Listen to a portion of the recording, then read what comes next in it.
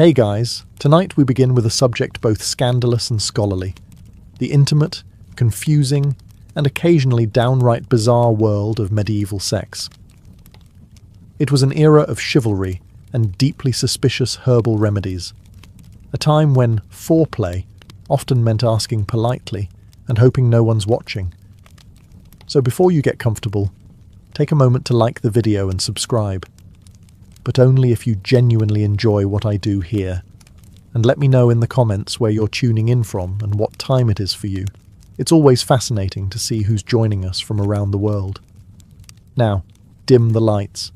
Maybe turn on a fan for that soft background hum, and let's ease into tonight's journey together.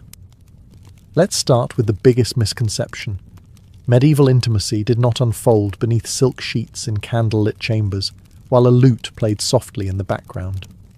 In reality, the setting was usually a small, single-room home shared by an entire family, including children, aging relatives, a couple of goats, and a chicken who had strong opinions about personal space. Privacy, as we think of it, simply didn't exist. Most peasants lived in homes where the kitchen, bedroom, and stable were technically the same square footage, just with different smells. If a couple wanted some alone time, they had to get creative. Timing mattered. So did volume. And ideally, so did whether the kids were asleep and facing the wall. Curtains were a luxury. Beds were shared. And even among the upper classes, servants might be asleep at the foot of the bed, or standing in the corner pretending not to notice anything. Many noble households kept records of bedroom arrangements for legal or religious reasons, which is exactly as awkward as it sounds. Travelling also didn't help. Inns often had shared beds. That's right, total strangers might sleep side by side for the night, which made things even more complicated. Want a little affection? You better check if there's already someone in the bed, and whether or not they brought their boots.